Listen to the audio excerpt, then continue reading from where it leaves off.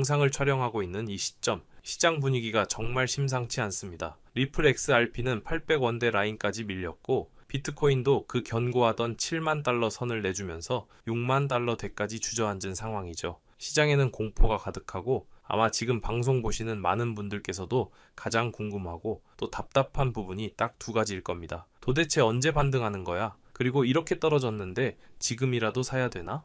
맞죠? 하지만 여러분, 냉정하게 말씀드리면 이 두 가지 질문에는 아주 큰 함정이 숨어 있습니다. 언제 오를지는 사실 신의 영역이에요. 우리가 집중해야 할 건 막연한 시점이 아니라 무엇이 바뀌어야 상승장으로 돌아설 수 있는가라는 상승의 전제 조건입니다. 오늘 저는 뉴스 헤드라인 한 줄에 일희일비하는 것이 아니라 지금 시장을 짓누르고 있는 거대한 구조적인 힘이 무엇인지, 그리고 그게 풀리기 위한 세 가지 열쇠가 무엇인지 아주 명확하게 짚어드리겠습니다. 이 조건을 이해하셔야만 불안한 시장에서 흔들리지 않는 기준을 잡으실 수 있습니다. 자, 비트코인과 리플의 상승을 가로막고 있는 첫 번째 거대한 문, 바로 유동성, 즉 돈의 흐름입니다. 아주 단순한 원리죠. 큰손 투자자들이 다시 위험 자산을 사들이려면 전제 조건이 필요해요. 아, 이제 금리가 좀 내려가겠구나, 돈 풀리겠구나 하는 확신이 서야 한다는 겁니다. 그런데 지금 상황이 어떤가요? 최근 시장 하락의 가장 큰 배경에는 미 연준의 통화정책 방향성에 대한 우려가 자리 잡고 있습니다. 연준이 금리를 쉽게 안 내릴 것 같다는 해석이 지배적이 되니까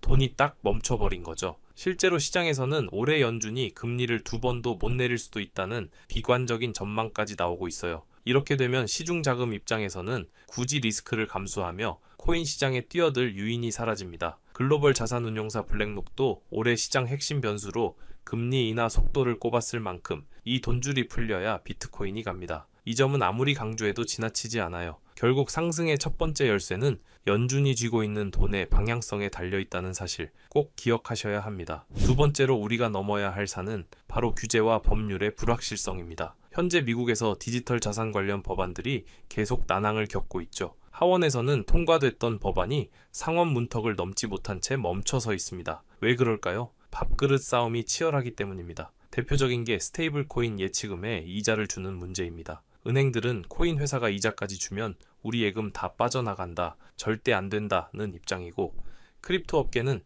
이자도 못 주게 하면 누가 쓰냐, 혁신을 죽이는 거다 라며 맞서고 있죠. 며칠 전 백악관이 중재에 나섰지만 서로 입장 차이만 확인하고 끝났습니다. 자, 여러분이 수조 원을 굴리는 기관 투자자라고 생각해보세요. 룰이 이렇게 불명확한데 돈을 넣고 싶으실까요? 아직은 위험하다, 규칙 정해지면 들어가자 하면서 발을 빼거나 대기하게 되는 겁니다. 실제로 최근 암호화폐 펀드에서 자금 유출이 심상치 않다는 데이터가 이걸 증명합니다. 이 법과 규칙의 안개가 거쳐야만 진짜 스마트 머니가 들어오고 본격적인 상승의 청신호가 켜지게 될 겁니다. 마지막 세 번째 조건은 바로 정치적인 리스크. 저는 이걸 시장 참여자들의 심리 문제라고 봅니다. 올해 미국은 11월에 아주 중요한 선거를 앞두고 있죠. 정치 이벤트가 많은 해에는 시장이 예민해질 수밖에 없습니다. 정책 방향성이 선거 결과에 따라 확 바뀔 수도 있고 그 과정에서 각종 충돌이 생길 우려가 크니까요. 예를 들어 정부 부채안도 협상이나 예산안 문제로 정쟁이 벌어지면 뉴욕 증시부터 출렁거립니다. 이때 투자자들은 본능적으로 가장 안전한 곳 달러로 숨어버리죠. 비트코인은 디지털 금이니까 안전자산 아니냐 하시는 분들도 계시겠지만 냉정하게 아직까지 비트코인은 위기 상황에서 위험 자산처럼 주식과 같이 빠지는 경향이 더 강했습니다. 정치적 불안감이 커지면 비트코인 혼자 날아오르기 어렵다는 얘기입니다. 트럼프 관련 이슈, 탄핵 공방, 혹시 모를 정부 셧다운 같은 정치적 노이즈들이 시장 심리를 짓누르고 있어요. 이 리스크가 최소한 지금보다 나빠지지 않고 안정되어야만 투자 심리가 회복되고 상승 추세로 전환될 수 있다는 점 명심하셔야겠습니다. 그렇다면 도대체 이 꽉 막힌 세 가지 조건들이 언제쯤 풀릴 가능성이 있을까요? 막연히 기다릴 순 없으니 우리가 주목해야 할 타임라인을 짚어드리겠습니다. 현실적으로 시장의 숨통을 트여줄 창구는 중앙은행 이벤트에서 먼저 열릴 공산이 큽니다. 당장 가까운 일정으로 2월 18일 연준의 지난 회의 의사록이 공개되죠. 여기서 연준 위원들이 조금이라도 비둘기파적인, 즉 온건한 분위기를 보였다면 시장이 반응할 수 있습니다. 그리고 가장 중요한 건 3월 17일부터 열리는 FOMC 정례회의입니다. 이때 점도표나 파월 의장의 멘트에서 추가적인 인하 여지를 주는 뉘앙스가 풍긴다면 시장은 드디어 돈줄이 좀 풀리나 기대하며 온기가 돌 수 있겠죠. 그리고 시간이 흘러 이 분기, 즉 4월에서 6월 사이에